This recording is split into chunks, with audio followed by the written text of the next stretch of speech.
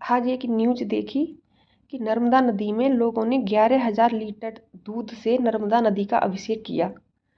सच में देखकर मुझे तो बहुत गुस्सा आया।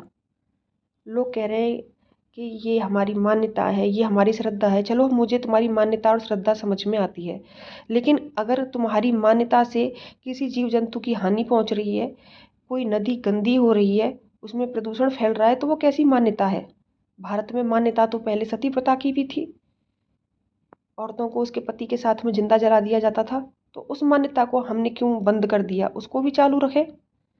अब वो दौर आ गया है ना कि हम अपनी मान्यताओं को, अपनी परंपराओं का एक बार पुनर्विश्लेषण करें, अपने आप से सवाल करें। हमारी आस्था हमारी जिम्मेदारी के साथ आनी चाहिए ना, कि हम जो कार्य कर रहे हैं उससे किसी को हानि तो नहीं पहुंच रही है।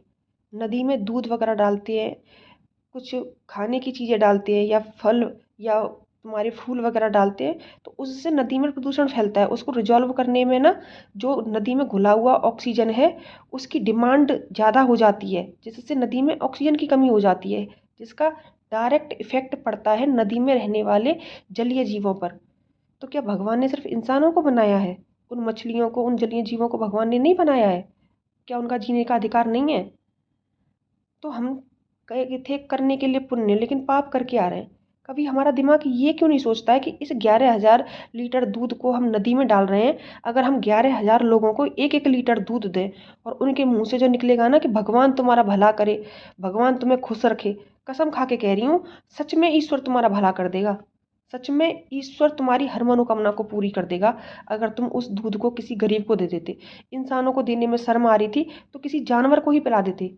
लेकिन कमाल की बात क्या है पता है? भारत के जो अंधभक्त हैं, उन्हें नदी में, पेड़ पौधों में, जब तक अपनी श्रद्धा है, मान्यता है, लोगों में अपना रुतबा दिखाने के लिए भगवान नजर आ जाता है। लेकिन लेकिन जीते जागते लोगों में, जीते जागते जानवरों में उन्हें भगवान नजर नहीं आता। वो उस दूध को, उस खाने को किसी गरीब को नहीं दे सकते हैं, लेकिन मंदिर में चढ़ा सकते हैं, नदी में फेंक सकते हैं, और फिर उसे अपनी वो महानता समझते हैं, श्रद्धा समझते हैं। किस नशे में डूबे हुए, ये कोई श्रद्धा नहीं है। आप पुण्य की जगह पाप ही कर रहे हो।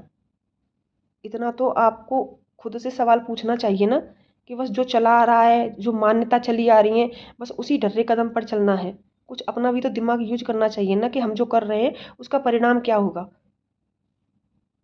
वो नदी केवल आपकी ही संपत्ति तो नहीं है ना, और लोगों की भी संपत्ति है, और जीव जंतुओं की भी संपत्ति है। तो क्यों किसी नदी को गंदा करना? यमुना नदी का हाल देख लीजिए।